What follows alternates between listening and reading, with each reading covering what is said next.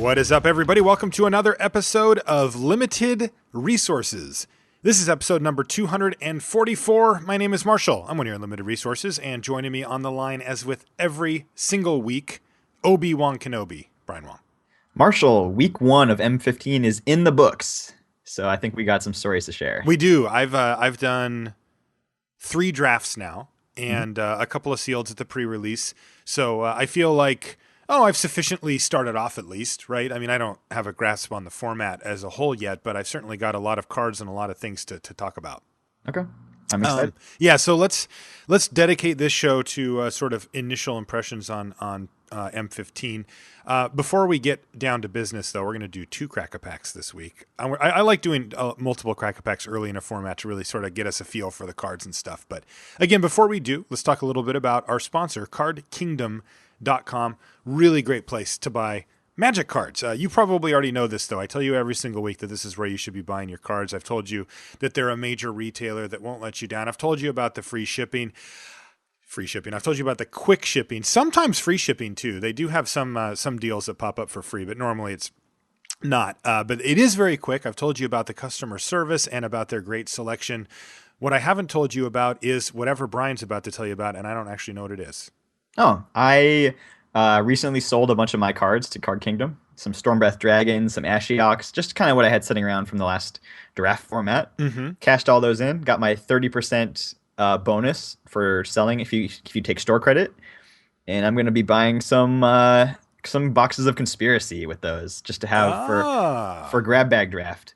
And I also got to try out their shipping, because normally I just pick up my orders in store because they're pretty close, but I tried their next day shipping, and I actually got the cards the very next day. It was kind of insane. Yeah, that's cool. I got some cards from them recently too, actually a package from them, and they're like, yeah, we're shipping it to you. I'm like, sweet. And it actually came the next day too. And I'm like, I kind of I'm like, good. Yeah, good. It's like, we talk them up so much on the show because we believe in them and because we've experienced it, but it's nice when it gets fulfilled, that quickly and we get to do that. So if you would like items shipped very quickly to your door in a professional and courteous manner, please visit cardkingdom.com. Now we've got a few things to talk about here. Brian and I are sensitive to too many plugs or pushing things on the show, but we've got actually a few of them to do here, and we're going to just take a few minutes of your time to talk to you about it. I have one to start off with. Okay. I started a new podcast. You did? You did. I did. What? You guys probably saw it. So here's the deal. I did the show with Rich Hagan, and it got a great review, and I love doing it. But it didn't really fit in the limited resources framework. Let's be honest, right? We're all about getting better at Magic, strategic, spiky stuff. And this was a lot more personal, a lot more, talking about bigger things than just Magic. And I managed to fit it in. I think it worked well for what we did. But that kind of show would be better outside of the constraints of what we do here on limited resources. So I decided at that time that it was time to start a new podcast, and I'm calling it the One for One, and it is an interview. That's it. It's an interview podcast. I'm keeping it open. I'll probably be starting off with Magic personalities because those are the people that I know, but I am not going to keep it restricted to just Magic personalities. We're going to be talking to all different types of people. Basically, you're going to have to trust me. If I find it interesting or fascinating, I'm going to interview the person, and maybe you will too.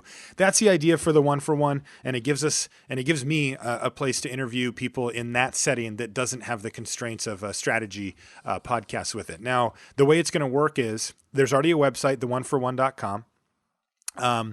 There's also an RSS feed that you can find on there. It's up on the iTunes store. So it is fully there as a podcast. It exists now. You can subscribe, you can download, you can find the new shows on theoneforone.com.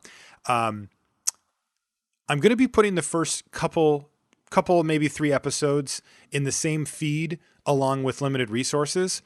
And basically, I'm just trying to get the show out there. I'm trying to get the listeners that we already have of LR a chance to get a sample of what the show's like. And if you like it, you can subscribe. After the first few episodes, it won't show up in your limited resources feed anymore. That's going to be exclusive to LR. So that's it. I'm really excited. I think it's going to be fun. I'm pretty stoked to be able to kind of, spread my wings a little bit. And I've got my portable recording gear that I got and I can do a lot of stuff at Pro Tours and GPs where I can grab somebody for an hour, sit down, and hash it out with them. So exciting stuff, the one for one. Please check it out and let me know what you think as well. I'm always open to input. The first one was with John Laux. It's up right now, and he got nice and personal with us, I think, and told us a lot about what it was like working for Wizards and some of the personal stuff that he went through during the last 2 years since he left Limited Resources. Yeah, I'm happy that we're gonna have another avenue to get these interviews out there rather than trying to shoehorn them into limited resources. Yeah. Sometimes they fit the tone of the show, like you said, but sometimes you just want to talk to people about life and stuff like that, and it's hard to see the connection. Yeah, I think I'm going to have Zach Hill on the show Mm. in the near future. And he's somebody who, whenever I get him on LR and it's just him and I, we always end up talking about some existential, life problem. And I mean, that's just Zach Hill for you, right? But at the same time, it does always, I'm always like, how can I make this about draft? It's like, this doesn't really work. So now we can just do that. You had something to mention too. Oh yeah, this weekend, Saturday the 26th, I'm going to be doing coverage This is so cool. I for. talked to Paul about this. I'm like, really? You got him to do coverage? Yeah, it's going to be an adventure. But I'm going to be doing coverage for the Northwest Vintage Rotisserie Draft Series by a group called Shotgun Lotus. They're a local group.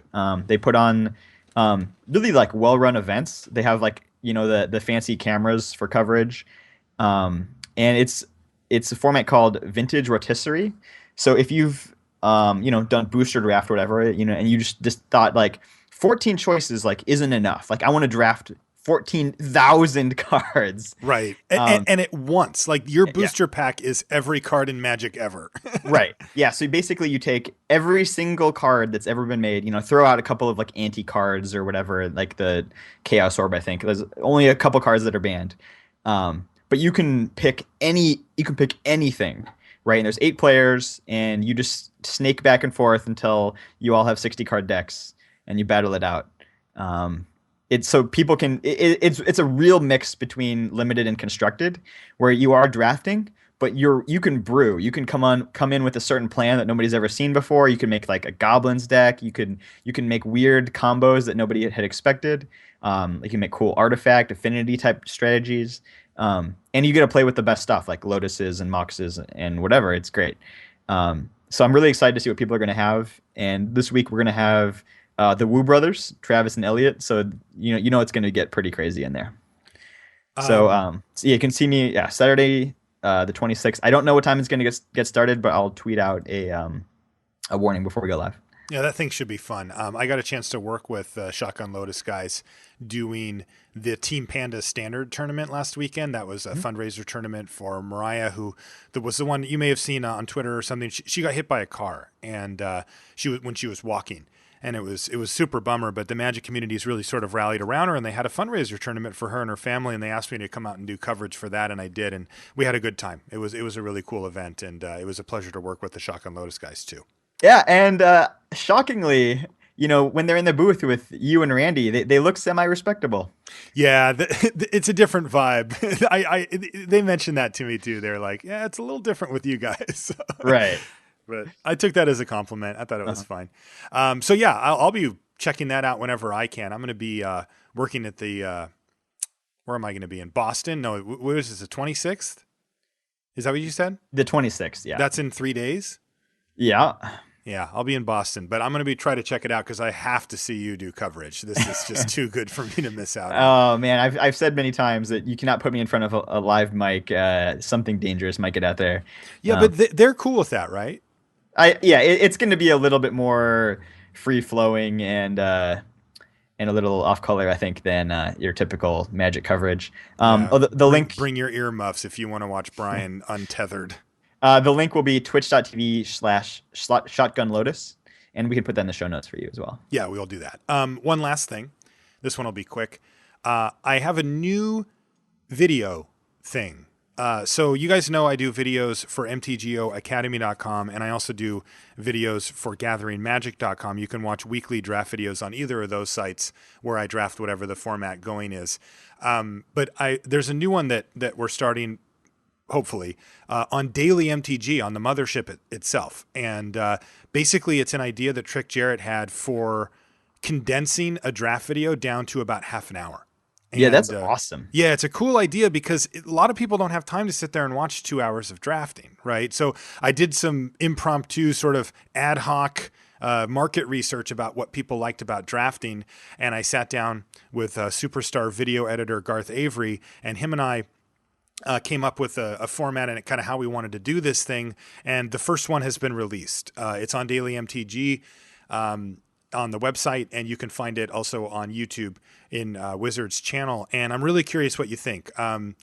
Mainly, I want feedback on the format. Like, if it works for you, does the half an hour thing work? Does the way we did the draft work? Because you'll see it when you see it. Like we did, I recorded the draft live and we used that audio. I did voiceover for the games and I recap most of the games. We have a special segment called In the Tank where I go deep on a certain play about why I'm doing what I'm doing. And we're trying to aim at a bigger audience with these where they're more digestible. You can sit down for half an hour, watch the video, and then you're done with it, but you get the whole draft experience. That's the idea.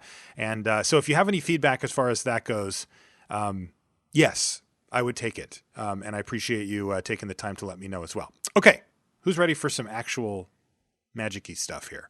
Oh, this is the best like time in Magic is when there's a brand new format and you open that pack for that first draft and you're just like, wow, anything could happen. Yeah, and this is Brian, you and I, we've got to remember this feeling. Right? Mm-hmm. Because it goes away so quickly for us because like we talk about this all the time. We're looking at it. We're talking to other people. We're just getting used to the format. And inside of a few weeks, we're already knowing like, oh, I opened this, pick it. Right. But this is how a large portion of Magic players feel when they open a pack at any given stage is I know my stuff, but now I've got a pack in front of me and holy crap, I have to make a decision. Right. Yeah. And it's hard. Like it's overwhelming. Yeah, and even for me, doing the set reviews and even before that, I always go through the spoiler. I have opinions on every card before I even get to play with them, and then maybe even you play some sealed deck. But when you actually do your first draft, like that's where it is. Like you have to decide. It's not just like, oh, I kind of like this, I kind of don't like that, whatever. You actually have to decide this is the best card in the pack, and that's incredibly difficult to do at the start of a format, especially when you got the rest of the table staring at you. Yeah. It can be intimidating. I also a lot of times find that when I actually do open that first pack, my mind often like shifts from what my preconceived evaluations were. When I actually get in that drafting scenario, like it kind of starts to warp things around. That's funny. Like you're like, I know green's great. I know this. And then you just like take some random white card or whatever. Yeah. I'm very instinctual when I play and I don't know how I'm going to react when I actually am forced to make the decision. Right. All right. So let's crack a couple of packs and force ourselves to make that decision.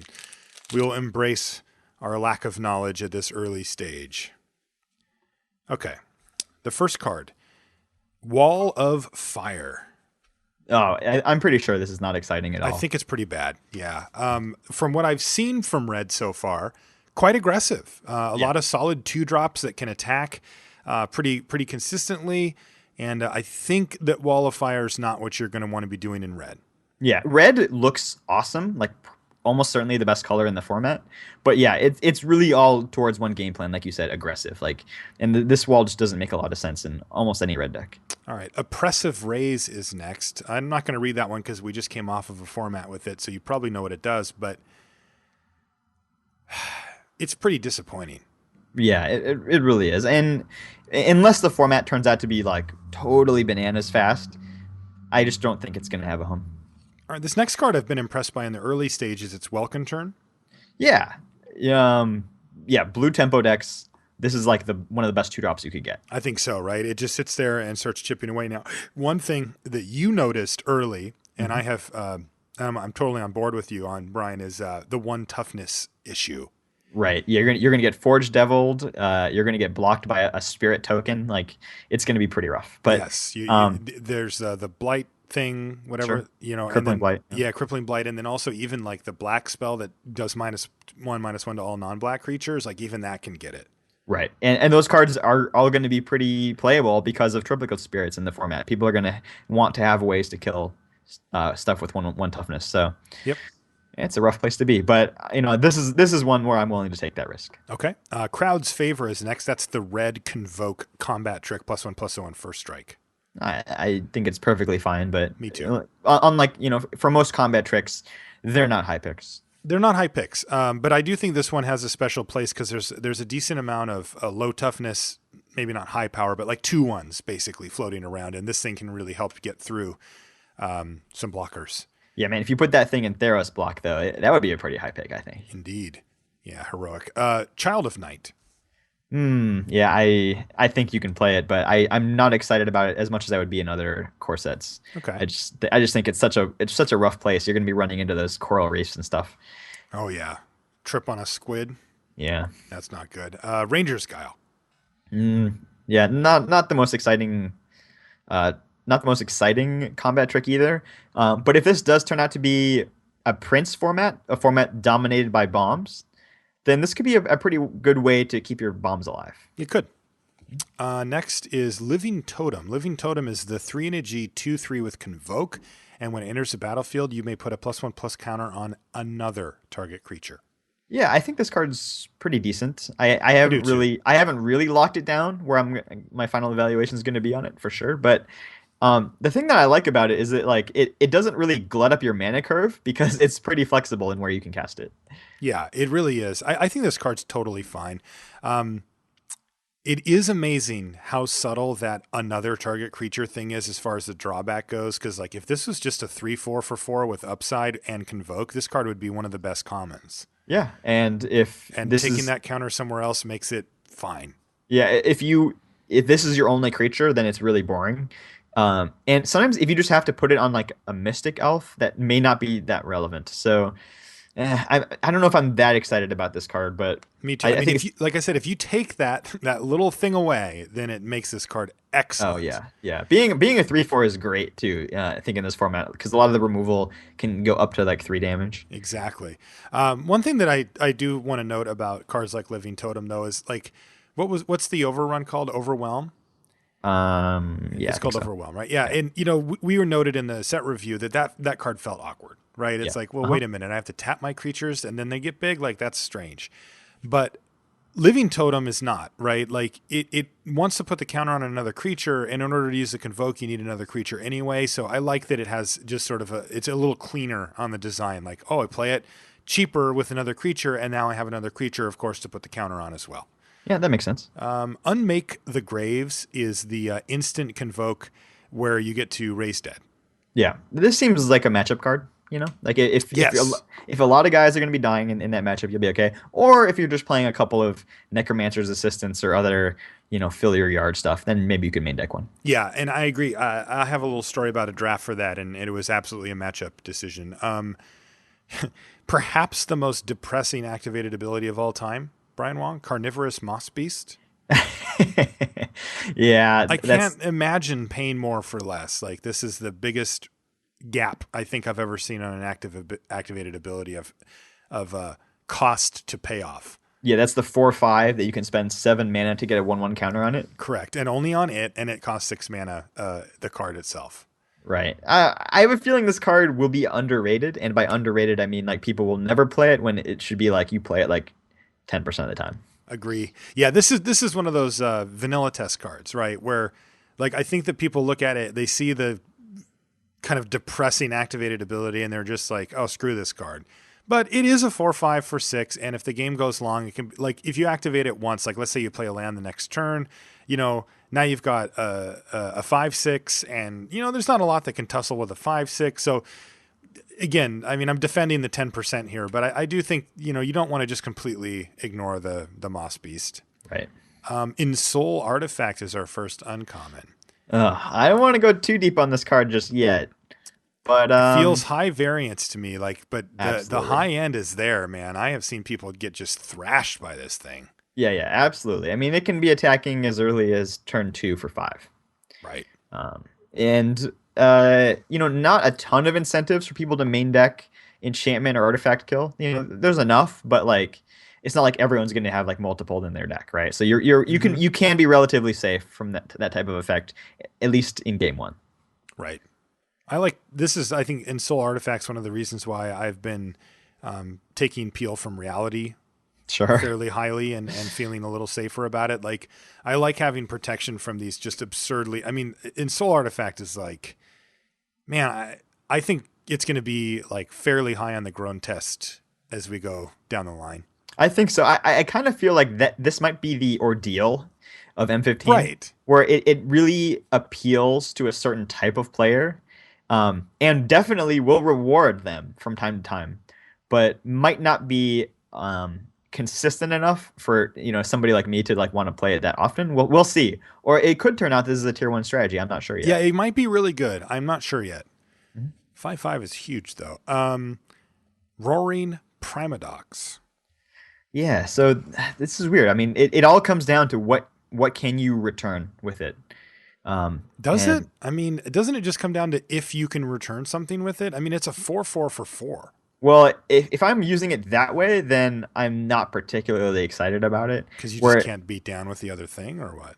yeah, I mean that's just not that efficient. I'd rather just spend the extra mana and not have to pay an upkeep cost. You Gotcha. know, but if you can actually get double value, one is like you get a big fatty, and two, you get to reuse some comes into play ability. Then that's the deck that really wants this card, That's right? when you're just going off. Yeah. Yeah, so I mean, it just comes down to like, okay, how often are you going to have a deck that is going to want to reuse a couple of creatures in it to get that additional upside? So, from Uh, my experience, uh-huh. I have seen this card in play, and I've also seen. Oh, what is it called? It's the 3/3 for 3, and you have to return a creature you control when you play it. Right. The Yeah, which has a similar sort of effect, right? Obviously, one of them's continued and one's not. What I noticed was that the things that people wanted to return were expensive. right. So if they were in a stable situation, then they were okay with it. Like the 2/2 for 4 that draws a card. Uh-huh.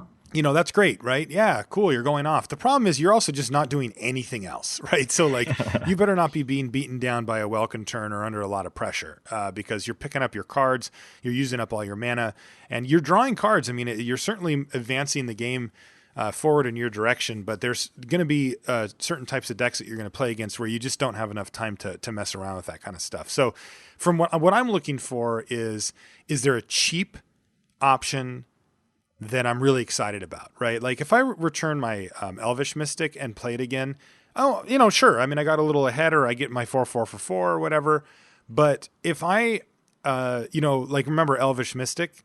Yeah, Not that Elvish that Mystic. Is that what I'm thinking of? You know what I'm talking yeah, about? The draw a card one? yeah, visionary. Visionary. Yeah. Like that's going off to me, right? Like Yeah. that's where you've got a Primodox and you're just like, boom, draw an extra card every turn for a couple of mana. Still get to play a 3-drop. Like you can kind of go off. Hmm. Yeah, yeah, I think the four just increasing the cost of that thing to 4, well, makes it a better card on its own. The new shaman or whatever it's called, it just really reduces the synergy with the Primodox. I don't know. I don't think I would just go first pick, first pack Primodox and just try to draft around it. I don't know if the upside is there, but definitely there will be decks that want this card. Okay. Wall of Limbs is next. Do you have any experience with Wall of Limbs? I'm going to read it. It's 2 and a black for an 0/3 defender. Whenever you gain life, put a +1/+1 counter on it. So that's for each instance, not for each life gained. But still, every time you gain life, you get to get a +1/+1 counter. And you can pay 7 mana, 5 black, and sack it. And target player loses X life, where X is Wall of Limbs power. Yeah, I did play against double Wall of Limbs, and I was at 1 life, and I had to instantly kill every Soul Mender that hit the board. It was miserable. Before they untapped? Wow, that's Yeah, I sick. had. Yeah, it was just an awful experience for me. Gee. You poor thing. But yeah, I don't know if the Wall of Limbs will be that great. I'm not sold on the life gain archetype, but I mean, if you have a couple of ways in your deck to gain life, you can play it. I don't think it's going to be ever be. I don't think this is a build around me though. I want to build around it. Does that mean anything to you?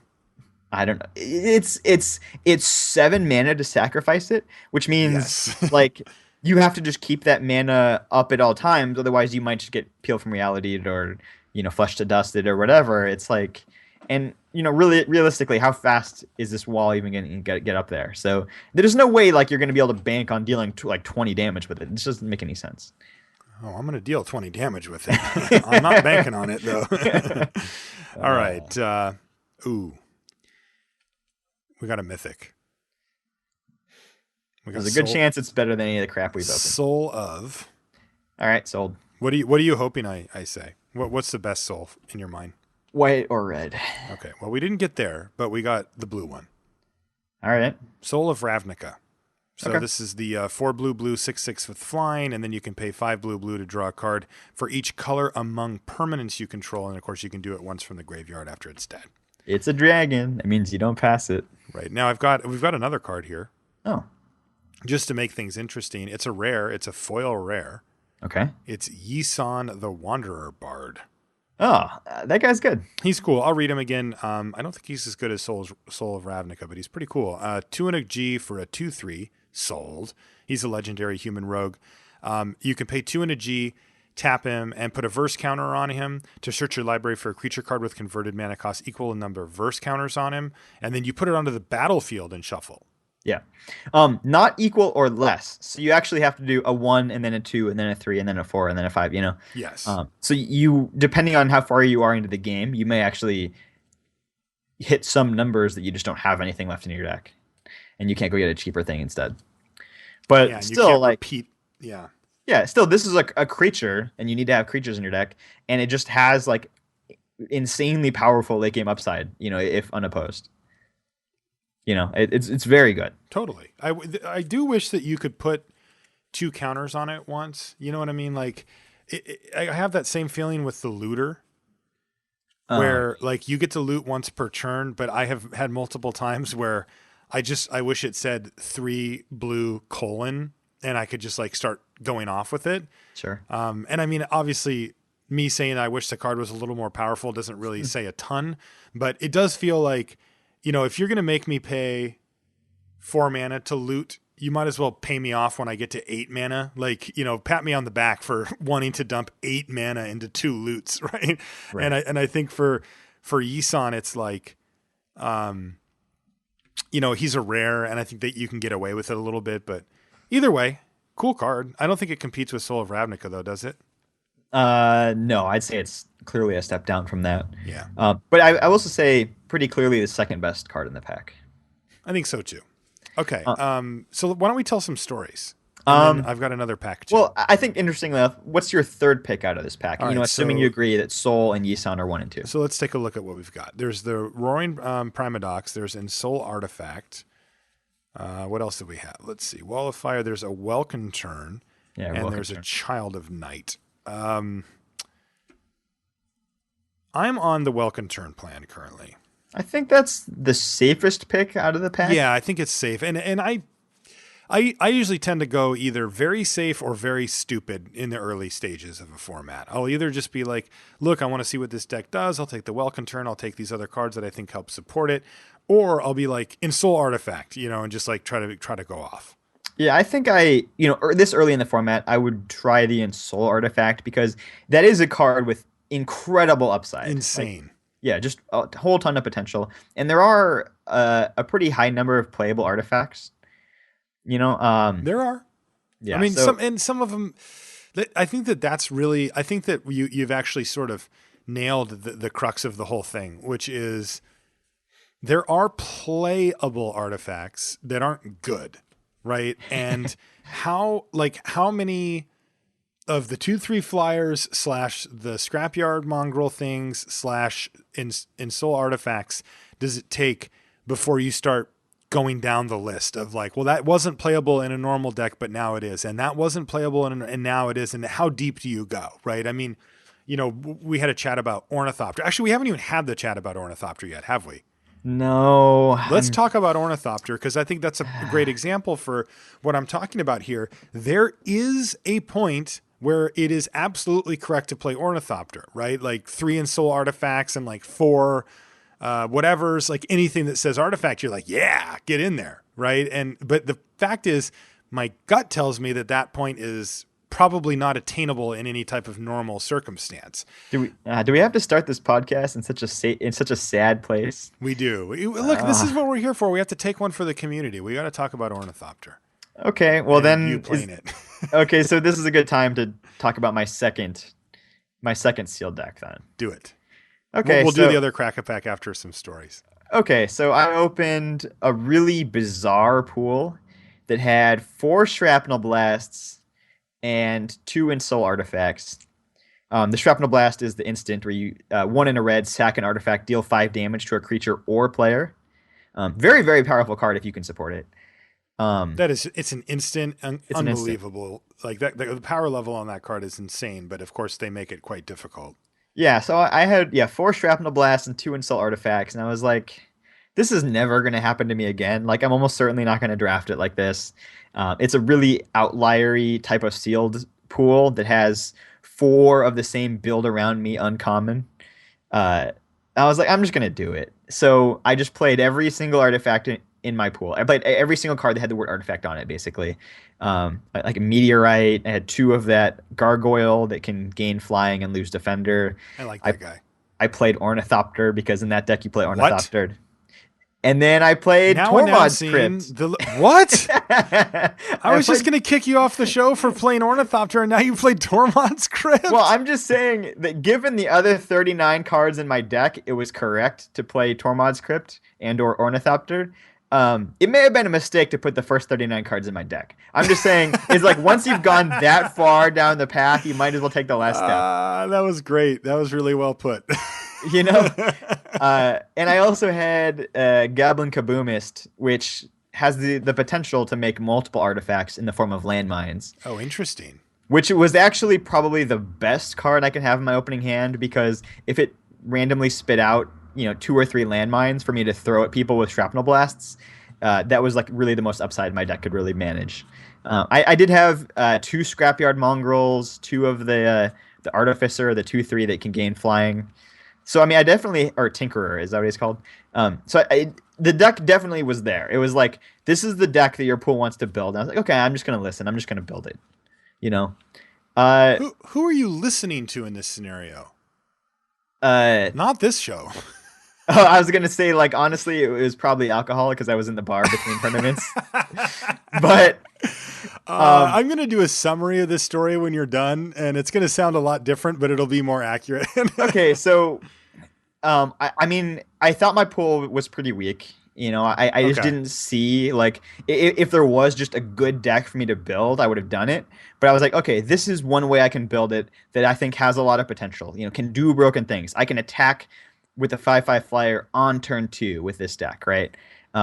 I also could deal 41 points of direct damage to a player with Holy my deck. crap. I had 4 shrapnel blasts. I played 2 lava axes.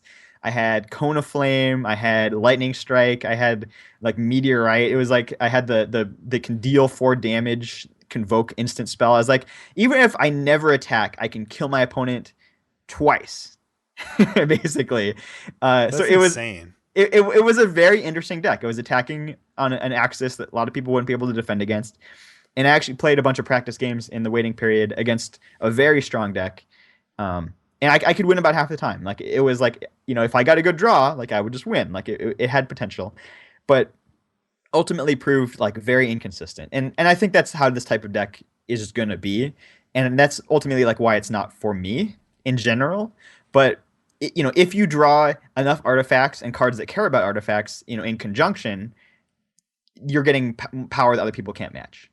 The problem is when you draw, the artifacts that aren't that exciting and nothing to take advantage of them, or you draw multiple, in-soul artifacts, shrapnel blasts, and no artifacts at all, is you just automatically lose those games. So a lot of times when I play, I'm willing to put, one card in my deck that's kind of like hit or miss, but I'm very unwilling to put multiples because you just get a couple of them in your hand and they're stuck, and all of a sudden you just can't win anymore. Like I think almost any deck can kind of withstand -1 card of card disadvantage, but almost no decks can withstand 3 or 4 cards of card disadvantage in a game. It's just overwhelming disadvantage.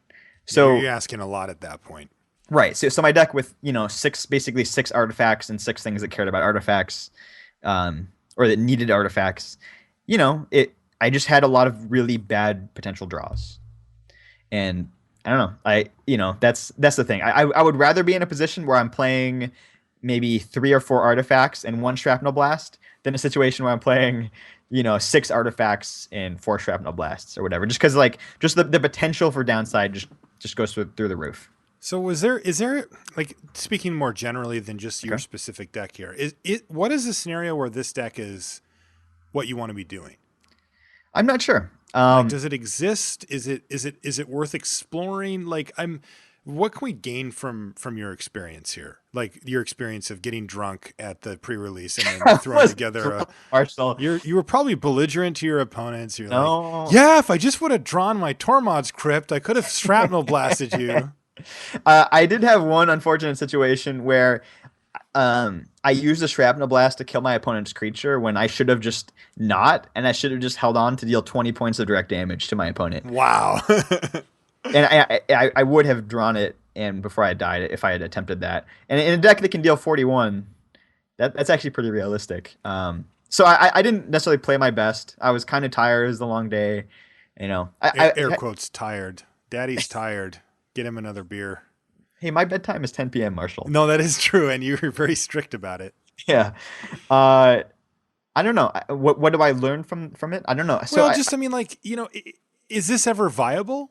Not this particular strategy, but like, is there a payoff? I guess is what I'm asking. Like, I mean, would you ever take this line of strategy in a PTQ or a GP, or would you just build like a worse deck that was more consistent? I think a lot of that comes down to how deep the format turns out to be. So when you're looking at an oddball strategy like this, one that maybe has potential, and I think this has potential because when I got a good draw, I just blew people out.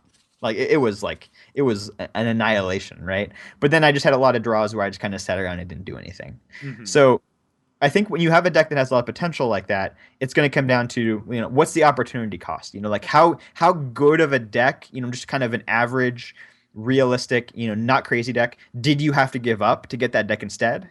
And if the answer like if the overall power level of the format and the format is not deep enough, then people are just going to have bad decks. And rather than kind of having this kind of bad deck, you'd rather audible into something high risk, high reward. Does that make sense? It does. I just want to know where that line is. You know what I mean? Like, how low would you go for this deck?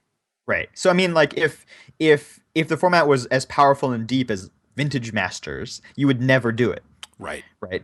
But if the format turns out to be like pretty weak, like maybe M14, I could imagine a deck built out of these cards crushing an M14 draft. Okay. So I think it's really going to come down to what is the relative power level, like how good is the average deck, and I don't know the answer to that question yet. Right. And that's going to be format specific, of course, too. How did you feel about Shrapnel Blast? I mean, it feels pretty awesome when you get to instant speed, kill some massive thing or even your opponent.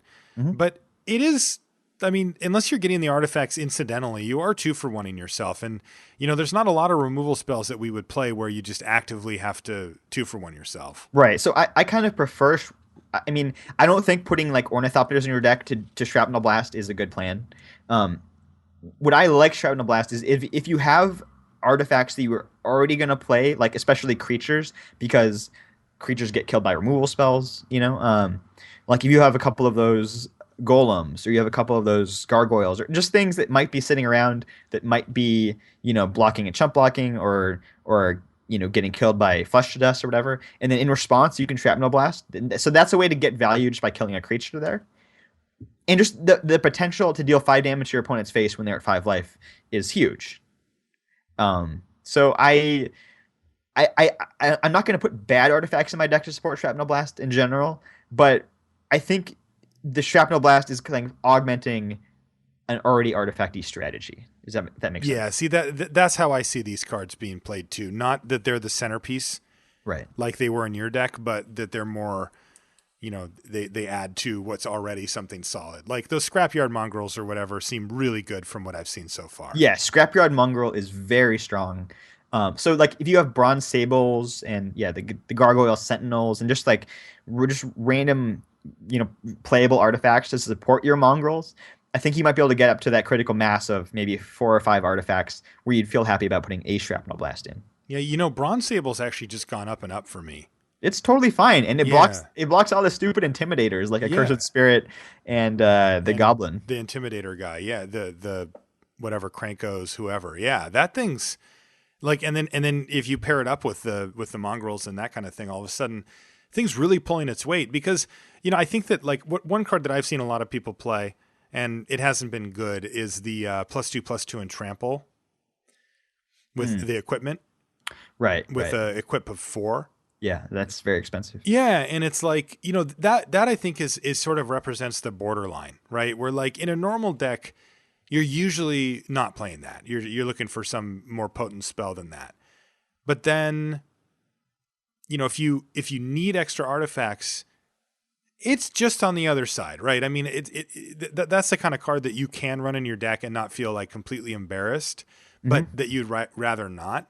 But I think that like once you start walking down that path, it's like now how far do you go, right? Right. Okay, so you're playing the +2/+2 trample enchantment or equipment. You're not that happy about it, but now you go down and eventually you hit rock bottom like Brian Wong and you start playing Tormod's Crypt, and it's like there's a progression there, right? And Right. it's just funny because like I think I think the question is like everybody recognizes that the more of those mongrels and stuff that you have and shrapnel blast or whatever, the deeper you need to go. The question is where's the line if there is one, right? Like if you have 4 Ensoul artifacts, you might just run the Tormod's Crypt, Oh, right? I think I will most definitely will. Yeah, and like so there's a line, right? And Right. it's just people need to figure out where the line is, and that's the hard part, right? Yeah. I think that you're going to see a lot of jockeying for position in the early stages here, and then it'll settle on something reasonable where even if your friend comes up and says, I had 2 Ensoul artifacts and 2 of the Scrapyard mongrels, and then they sort of flash you the Tormod's Crypt, you can be like, no, dude. Right. Right. But if you have 4, shrapnel blasts like you did, plus all that other stuff, then it's kind of like, yeah, you do what you got to do. Yeah, Right. so we get questions like this a lot, but it's like, if I have this, should I play this card that's normally like very, very bad? And I think the answer, is kind of if I say yes, that's kind of um, overlooking the fact that you probably made a lot of mistakes to get into that situation in the first place. That's a really good point. But it's like, yeah, I mean, if you show me 39 cards of a deck list, I can be like, yeah, that horrible card is the perfect 40th card. But geez, like, I'm not happy with the deck, you know? Yeah. That happens in poker all the time, too. Yeah. People will be like, should I go all in on the river here? And I'll be like, well, tell me what happened in the hand. And then they'll make some horrible mistake in like the very first opportunity they have. I'm Right. like, you called there? Yeah. Okay. And now it's like, it throws off the whole equation. And it's like you said in your example, you're like, well, I'm pretty sure this is my correct 40th or 23rd card or whatever. But you're like, but these 39 that I put ahead of it maybe were a mistake, right? So Yeah. I think that I like that. I like drawing attention to the big picture. Why don't we do it? Go ahead. I'll just wrap it up. I don't Sure. think I had, so overall I went 2-2. I felt like I didn't get super lucky, but I also felt like my deck had a lot of weaknesses. And the just absolute nightmare matchup was against the life deck because my deck was trying to deal direct damage. So playing against the life deck that had 2 solemn offerings to Oh destroy my artifacts no. and gain 4 life, it just felt like a 12 for 1 every time he cast solemn offering. It was so brutal. Did he Um, ever try to solemn offering your Tormod's Crypt? Don't lie to uh, me. he was solemn offering any artifact on site, so he definitely would have. Yeah, definitely would have. Just to get rid of it. Just to get rid of it, just to get off, because he after game 1 he knew how my deck worked, right? And he was scared of all the correct cards. Oh, that's really annoying. Because Um, I think that in an early stage yeah, of a format, when you take such a radical line, you probably can just get people, right? And right, you right, kind of got a little unlucky to have somebody actually figure out what you were doing. right. Uh, so yeah, I felt like 2-2 is probably about the right record, and I just don't know what the ceiling is on this kind of all in artifact deck. I mean, I definitely if you're all in on mongrels, I think you can go pretty far. But being all in on Soul and Shrapnel Blast, I don't know, 2-2 felt pretty reasonable to me. So like when you say like, okay, is that strategy viable? Yes and no. It depends what your goals are. But Yeah. I try to win 70% of my matches. I don't think I can do that playing that type of deck. So the way I'm viewing that strategy currently, and this is subject to change, but the way I see it now is Mongrel is the payoff. Like Mhm. that's your core. And then Soul Artifact is kind of your Mise card. Like you're like, if I've got, 5 artifacts or whatever, then I'm really happy to have an Ensoul or two and try to get somebody. But it's not to me, I'm not, unless something weird happens in the draft, I'm not building an Ensoul Artifact deck. I'm building a Mongrel deck that has an Ensoul Artifact in it. And when it comes to Shrapnel Blast, I view it lesser but on the same line as in Soul Artifact. I think that building a deck like you had, like if you drafted that, I mean, if you drafted the same cards, I think you're just doing it wrong, right? Like I don't think that Shrapnel Blast is enough of a payoff as like a centerpiece for a deck. I think it's great to have one that you can use to sort of finish them off because you're not really overlapping. But I think that really the heart and soul of those decks are going to be the Mongrel. I think that Yeah. that's the card that you want to really get people because, man, you can do some dumb stuff. You can go like Mongrel attack, Mongrel next turn, just play an artifact. And it's just like crap. Like your opponent has a really tough time planning for, facing 2 Hill Giants versus facing 10 power of trample out of nowhere. Yeah, in a format where people are angling to beat 1/1 flying creatures, like a 5/3 trampler is like It is so nasty. it's great. Just a quick thing about Ornithopter. I think people just have the complete wrong mindset, but I just get the idea that everyone is looking for reasons to play it as opposed to looking for reasons to not play it. Oh, you're And, completely right. and I just think that's the wrong mindset. Like Oh, you're completely right again. if I end up in a place where I'm playing Ornithopter, I'm usually not that happy about it. I'm actually pretty sad about what got me to like that state of affairs. I'm not like, yes, I did it. I solved it. I solved Ornithopter. Great, hooray, And man, I just get the feeling that everyone feels that way about Ornithopter. That everyone just wants to make it happen. Um, why? It's terrible. So I'll put a link in the show notes, but I wrote an article. It was a year ago now, actually, which is kind of insane, but about the value of a card, talking about opportunity costs and stuff. And I used Ornithopter as the poster child for this. And it's just hilarious that now it's back again and everybody's running it. And on the pre-release weekend, we were just inundated with tweets of people being like, stupid Ornithopter, you guys got a lot of work to do, and like, we're like, we know. I played against Ornithopter and lost to it. I actually lost the Shrapnel Blast, Right. and then I beat it the following pre-release, and I haven't played against an Ornithopter since. I mean, people usually will figure it out pretty quickly, and I'm sure people will send us a picture of them winning or losing to an Ornithopter, but the vast majority of the time, the thing just doesn't pull its weight. Yeah, I just think, man, if your goal is 2-2, like you can Ornithopter like all the time. But if your goal is to 4-0 or win your event or make the top 8 of your PTQ or whatever, like you should probably not be doing it. I think what the real answer is that most people's goal is to win while looking cool or being clever, right? Sure. Like it's like Yeah. if they were really honest, they would be like, I want to win and be like, and I won with Ornithopter, not I just want to win. It's the opposite of Borderland Minotaur. It Yep, Ornithopter is sure like the is. least wongy card possible, I It think. is. It's so ugh. Yeah, it's bad. All right, let's open up another M15, and then I Yeah. got some drafts to talk about. Okay.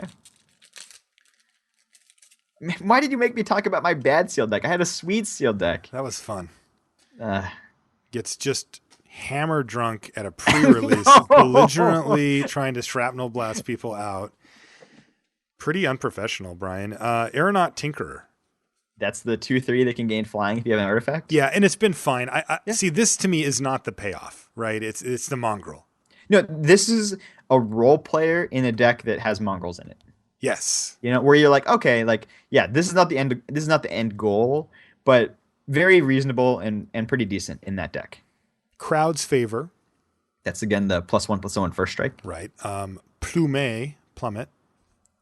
Ooh, I kind of forgot that was a common in the set. It is still unclear about how good it is. Generally speaking, you'd prefer not to main deck it. There have been formats where it was fine. This feels like one that probably is going to be in the sideboard and coming out of the board, but there are plenty of flyers around, especially at the rare slot. Yeah, I'd say definitely sideboard. Zoffshade. Did not see any Zoff shades yet. Yeah, I've seen one. It does what it's always done. It's clunky, but fine. 2/2 for 4 for 3 and a black, I should say, and for 2 and a black, you can pump it +2/+2 until end of turn. Yeah, I guess it depends. If the format turns out to be pretty grindy and kind of slow, then this could go up in value a little bit. But if it format turns out to be like a real race, more often than not, then it's probably going to be in your board. Okay. Marked by Honor. That's the 3 and a white for an aura. Enchanted creature gets +2/+2 and has vigilance. Surprisingly, did not see any of those yet, but I haven't either. It's weird. The card seems pretty good to me. Like, just the power level seems about right. Like that can change the race situation. It can bring a creature that wasn't relevant to relevancy. It can make an evasive creature huge, but it's still a 4-mana aura, and that's pretty stinky. Yeah, not particularly excited. Hydro Surge. Speaking of not particularly excited. No, Hydro Surge is almost unplayable. Yeah, it's just you're not going to see those around. Here's one, and I'm eager to get your opinion on this one, Brian, if you've had a chance to play with or against it. Generator Servant. This is the 2/1 for 1 and a red that you can tap it and sack it and add 2 colorless mana to your mana pool. If that mana is spent on a creature spell, it gains haste until end of turn. So I think it's turned out to be a little bit better than I thought it would.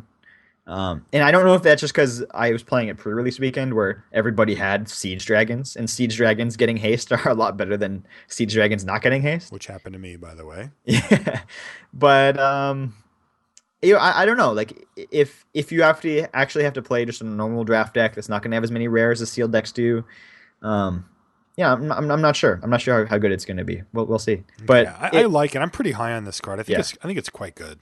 Yeah, I think it's pretty good. I love the haste part. That's really the huge changer, because normally if you use an effect like this, like we had the Satyr Hedonist before, you are taking on a pretty big risk, right? Like you sack a creature to make maybe another creature and say go, and then if they untap and kill it, you got 2 for 1, and you're a little bummed about it. Now you can time it to mitigate the damage on that quite a bit. But still, you do have to consider, like, this thing, I got to be able to untap with this creature. Now you get immediate effect. You're just like, boom, hit you. If your opponent taps out, sometimes you can just kill them or put them in a horrible spot. And then the fact is, a 2/1 for 2, totally fine, right? Like, it's perhaps a bit worse than normal, but you're going to be playing cards like this. Like, we mentioned 1 toughness as being a soft spot in M15, but there's a ton of 1 toughness creatures. That's why. Yeah. I also think the servant's nice. I mean, primarily I'm putting my deck to beat down with it, but when they do play that Coral Reef or whatever card is like getting in your way, now your servant still has value, right? Then you fire it off to cast whatever, your Nightfire Giant or who knows, right? So I just think I don't know if I'm not putting in my deck primarily to make mana, but I like the fact that it will extend the shelf life of your 2-drop, more than most 2-drops can really go. Yeah. Sanctified Charge is next. The card's been pretty impressive to me. It's the 4 and a white instant. Creatures you control get +2/+1. That's important. And white creatures get first strike. It's part of the archetype. Yes. Like the Triplicate Spirits Wombo combo. Yep. Next is Will Forged Golem. This is the 6 colorless mana 4/4 with Convoke. Yeah, I think playable in basically any deck, and probably pretty enticing in the artifact deck. Yeah, I think in a Convoke deck as well. That's one Sure. thing that I've been exploring is Convoke as an archetype, right? Yeah. I tend to view Convoke just as an addition to make a spell better, not as a thing that you would build around necessarily. But I think you actually can. I think you can play like a bunch of very cheap creatures and get these Will Forged Golems going as early as possible. Yeah, I think that makes sense. Chrono Stutter, haven't seen one resolved yet. Kind of don't plan on it. I plan on my opponents resolving it all the time, right? I actually, like, if you cast a Chrono Stutter, it's not the worst thing in the world. It's just that all those games that you don't get to 6 mana, like, and even if you get to 6 mana, it's not a big enough payoff. Right. I feel like the times that you resolve it, it won't be bad, but it's just like all those other times, it's like not worth it. I don't know. Yeah. It doesn't add up to a good overall package. Is what I'm trying to say. Yeah, too expensive. Our first uncommon is Wall of Essence. This is the 0/4 for 1 and a white with Defender, and whenever it's dealt combat damage, you gain that much life. Yeah, I think Wall of Essence is sweet. Yeah, I played it, and it was a bit of a stop sign for the aggro deck. They're like, oh, never mind. Yeah, it kind of blocks more than one creature. Like, it's like if they have 2/2/2s, they actually can't get in for damage, right? If That's they have right. like a 3-3 and a 2-2, they don't even want to attack. You net gain life by sitting there on defense. Uh, I think it's really, really good. And if you just want something else cheap to help you convoke out your triplicate spirits or whatever, or your siege worm, like this is a really nice 2-drop to put in that type of deck as well. I think so too. I think it's Yeah. super solid. I mean, Uh, you need to want to block, right? Like it sure. has to be a priority for you to block. But if you do, I think Wall of Essence does a great job. Sure. What worth noting is that the gain life ability on Wall of Essence is a triggered ability. So if you go to 0 or less before that trigger resolves, you die. So it's not like it's Oh, right. It's not like Lifelink where you gain the life simultaneously with the damage. This is a triggered ability that uses the stack. So dude, you that know, is very worth noting. yeah. So if you're at 2 life and your opponent attacks you with 2/2/2s and all you have is the wall, they get to kill you. You dead. Right. But if you're at 20 life and they make that same attack, you end the turn still at 20. So it's an important distinction. All right. Leeching Sliver. That's the game. No, which one is that? It's the when it attacks, they lose a life. Oh, yeah. There's only like one sliver that I'm really excited about, and that's the white one. What That about the Death Touch one? that one's I think playable, but not definitely not exciting at all. Yeah, this is a good way to spotlight the difference between formats, right? Right. Like we played Sedge Scorpion, picked it quite highly, never didn't play it, and now we have a similar card in M15, and it's like, eh. Right. Ooh, this is a good one. Stab Wound. This I'm really not that excited about this reprint because it's too annoying. It's Like, too good, right? Yeah. yeah, it's so frustrating to like, oh, they just stab wound your 230, and all of a sudden, like, it's like 10 turns later, you're dead. Yeah, I don't know. It's Yeah. rough. Hey, the card's rough. Yeah. It's certainly the best card that we've seen so far out of this pack, though. Oh, yeah, not even close. Oh, we got a sweet rare. Okay. Hoarding Dragon. Oh yeah, Hoarding Dragon. I had two of those at the pre-release in my other deck, my not crappy Two deck. of those. So, Hoarding Dragon, I'll read it real quick just for those that haven't played with it yet. It's a 3 red for a 4/4 flying, which is sort of the meat and potatoes. But also, when it enters the battlefield, you can search your library for an artifact and exile it. And then when Hoarding Dragon dies, you get the artifact. Yeah, You put it in your dies. hand. Yeah, dies, not exiles, not leaves play or whatever. So Right. can be foiled, but overall, you're pretty happy to have the elemental with upside. That's right. How close is Hoarding Dragon versus Stab Wound for you? In my opinion, not very close. And also just aided by the fact that red, I think, is the best color in the format, and I'm looking for reasons to be red, and that's a beautiful one. Yeah, that's kind of the kicker there. I think it's close-ish though. I don't know. I like a Stab Wound a lot. I think that card's just ridiculous, but would never take it over a Hoarding Dragon or an Elemental. Okay, so go ahead. Okay, so if Dragon's our first pick and Stab Wound's our second pick, which I think that clearly is, what's our third pick? I What think is our that's it. third pick? Let's see here. We've got Will Forged Golem, Sanctified Charge Generator Servant, Tinkerer. Tinkerer. Yeah. So those Wall. are our the walls there too. I guess What we were the could other put that in. uncommons? The other uncommons were the Leeching Sliver, the Wall, and the Stab Wound. Yeah. Hmm. At this Jeez. point, I know what I would take at this point because I want to try, which is I would take Willforge Golem. Okay. Yeah, And I want to convoke. I want to see what this deck can really do because I haven't played with or against it yet, but I have a hunch that it exists. that's also like a safe-ish pick because almost any type of deck you end up in can just play the golem, and then that's kind of the benefit. So if you do have a weak pack that you open, then you can take the artifact with your first pick and just stay open and see what you get past. Yeah, totally. Right. Because if you were on our left and then we take dragon and that way you can be open and second pick that stab wound, and that's pretty good. Yeah. Oh yeah, that's really good. Right. So I think it definitely makes sense. Yeah. None of the cards outside of those first two are really that great. No, and so for me, I think staying open's good, and then I really do want to try out convoke. I think it's a thing. Okay. Oh, it definitely is a thing. I don't know if the golem is the best reward for that type of strategy. Yeah. Like, No, it's not. yeah. The But worm has to be sweet though, right? the siege worm? Yeah. Yeah, I think so. I think nice to have. trample will be real good in this format. Yeah, there's a lot of 1/1s floating around. All right, so I did some drafts. Okay. I got to do a draft at the Team Panda event that I mentioned before, and oh man, I had I had some sick sequences on that one. By the way, I made it to the finals, and I was way behind in game one and ground out my opponent. It was insane. And in game two, he smashed me. And we went to game three, and we had an epic game, just ridiculous game. And I got a little lucky, Brian Wong.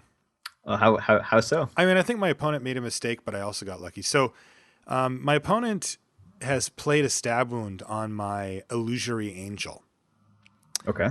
dropping it down to a 2-2, and of course, eating away at my life total. Now, I had managed to sneak in a whole bunch of damage and got my opponent down to 3 during the course of this game, but he had stabilized strongly, and I was kind of getting desperate to find a way to get that stab wound off of my creature.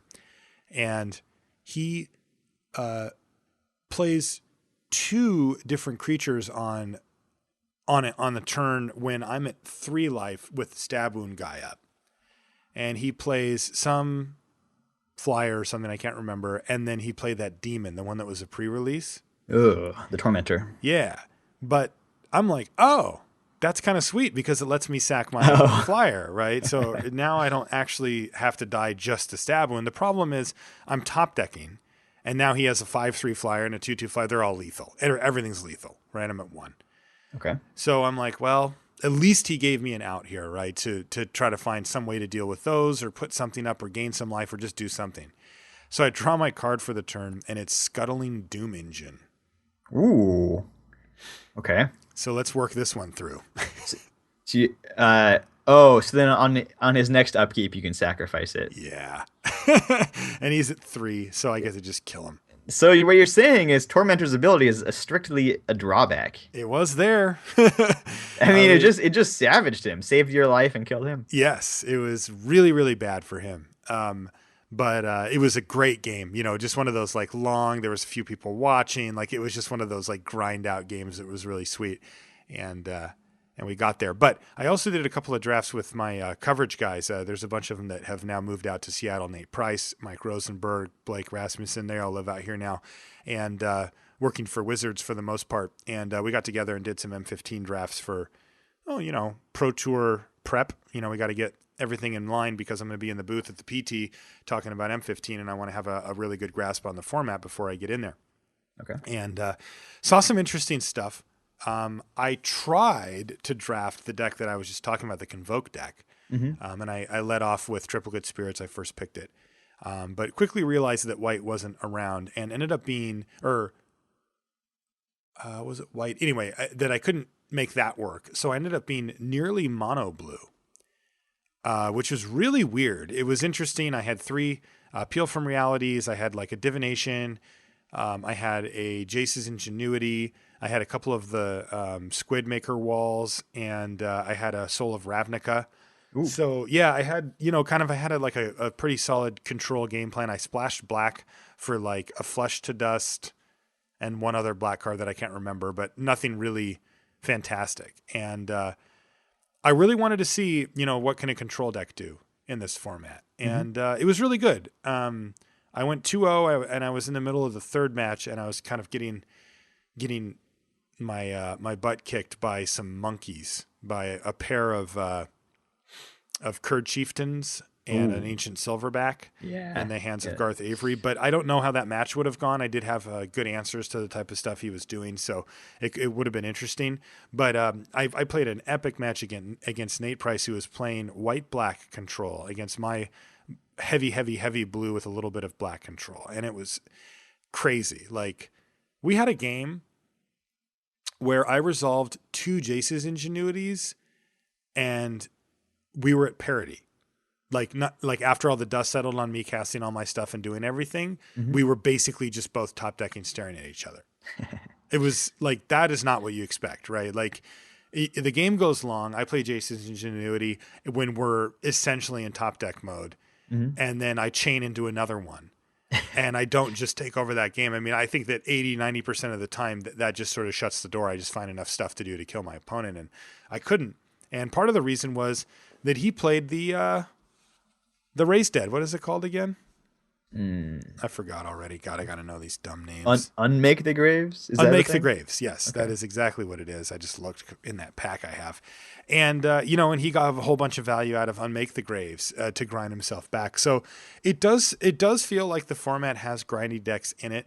Hmm. The thing that occurs to me, though, while playing them, is that there's not a lot of, in fact, there's just almost no cheap removal, right? The removal in like, especially in like blue, black, and you know those colors is expensive, and it's fine. It'll get the job done, but you could get ran over pretty easily, especially considering that. You know, one of the best cheap removal options is Lightning Strike, and it's in the aggressive deck as Right. opposed to in the control deck. So, Well, I go think ahead. in the absence of those options, then like, how was Coral Reef for you? I'm Yeah, guessing so in a that's control deck it actually was great, yeah, right? that's exactly where I was going. So what I was going to say is that since we don't have those options, right? The cheap removal spells, we don't have like Farika's cures or things like that to just throw around. You need to use your creatures as your early removal, and that means that it kind of gives you free reign to go really defensive. So the coral reef, is that a coral barrier? Yeah, Whatever it's something. good. Coral Reef Barrier was great. I mean, it just did a fantastic job. It just a grown test, like, you know, they start off with like a 2-1 and then another 2-1 or whatever, and they're like, oh crap, right? Like, I'm never getting through this stupid thing. I have to trade like a whole card for that squid, and you're still gonna have the 1-3. So I thought that was pretty good.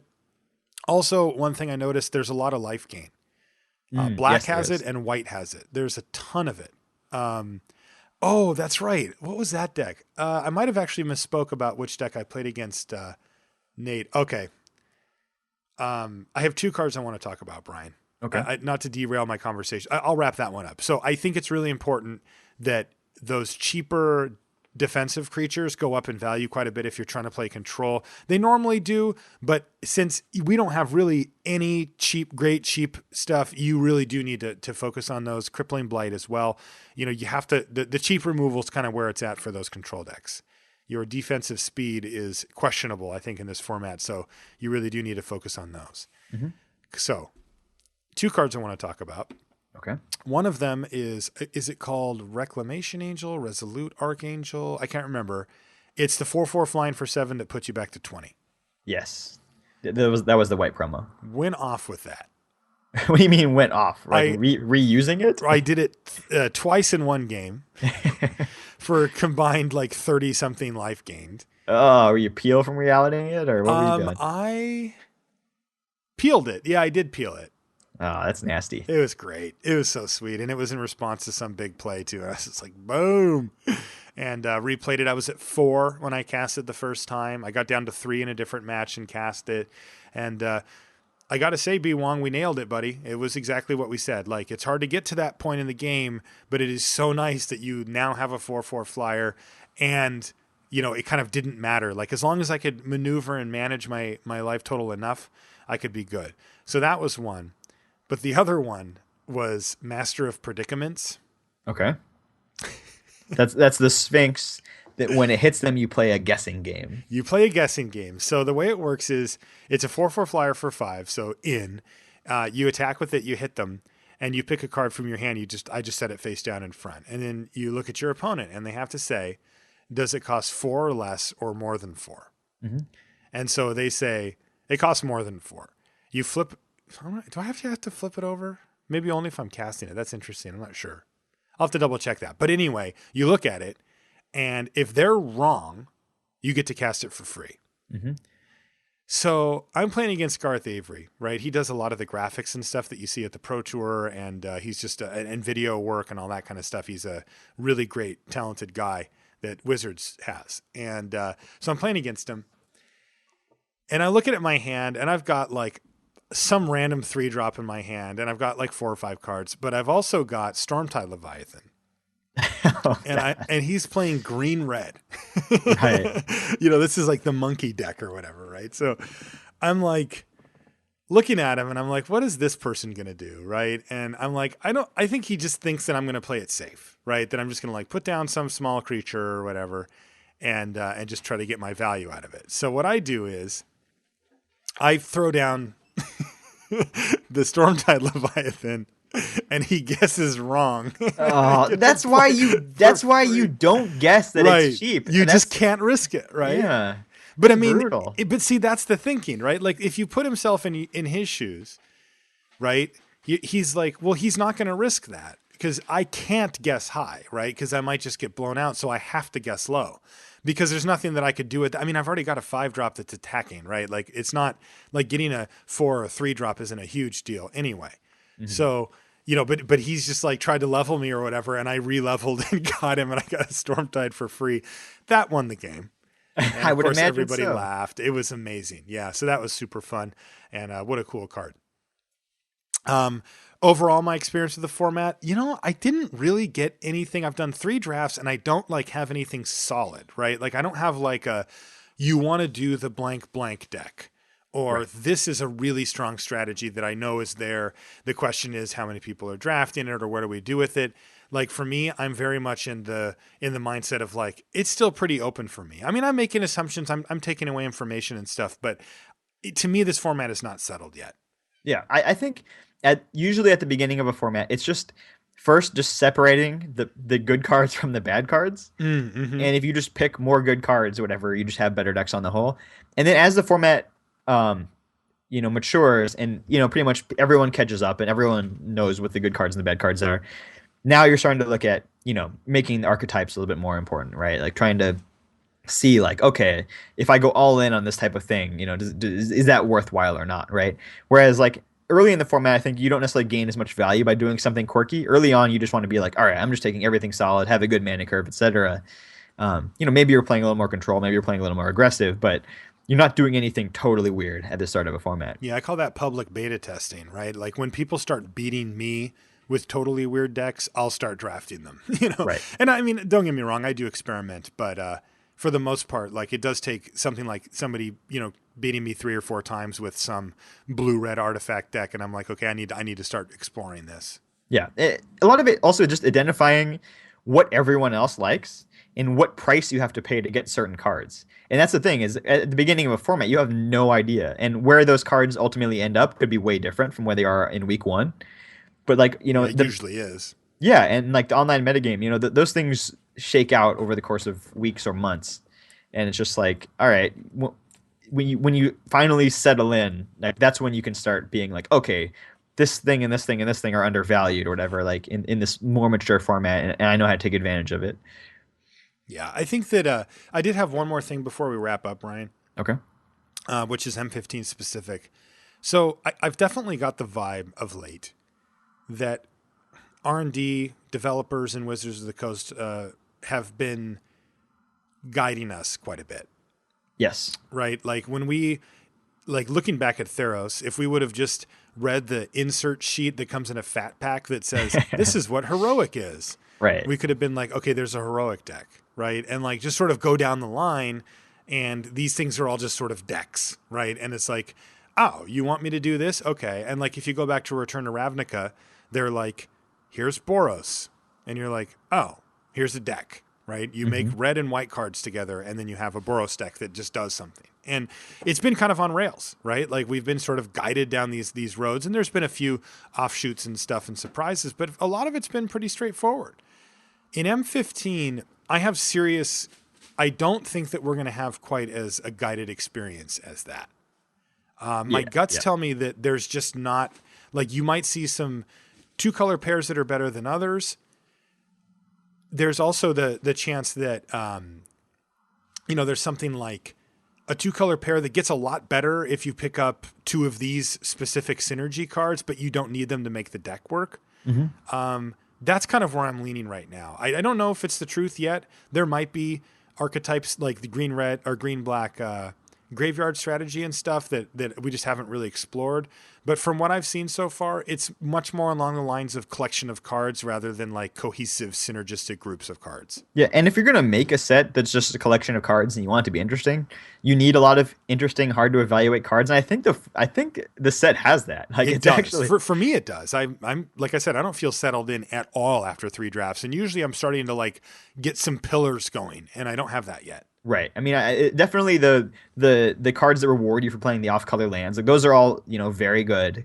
But like other than that, I don't feel that confident in hardly anything. At common and uncommon. Yeah, I'm with you. Yeah, lots to be learned. I like it though. I like being challenged by a limited format, and I'm certainly looking forward to decoding this thing with you and with all of our listeners. Okay. All right, so let's wrap this thing up. If you guys would like to send us an email, very easy to do. It is lr@lrcast.com. If you'd like to follow me or Brian on Twitter, I'm Marshall_LR, and he is Brian_LR.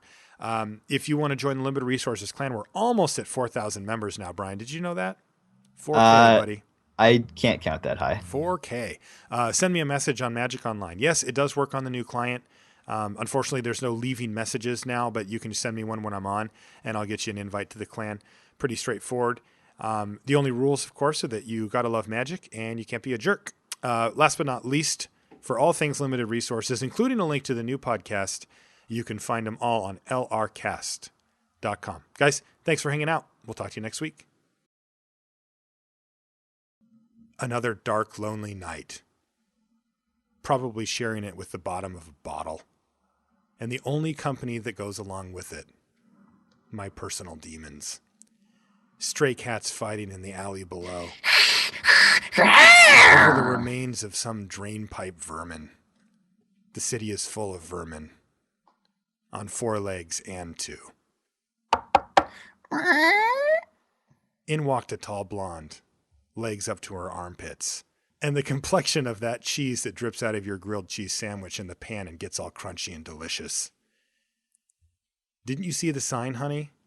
The one that said Paul U. Kranos, Private Detective, and the smaller one below it that said closed? Now scram. I know who let the dogs out. I said scram and shut the door behind you. The paper said those killings were accidental. Scrapyard mongrels jumped the fence. The victims, barely recognizable. Union workers, it turned out. They had families. 12 feet tall with barbed wire. Something doesn't add up. Who let the dogs out? It echoed in my mind. I downed my drink and put on a pot of coffee. It turned out my night was just getting started. Join us next week for the continuation of the story Paul Ukranos, Private Eye, and the Covenant of Blood. I mean, Tormod's script was like never a bad draw.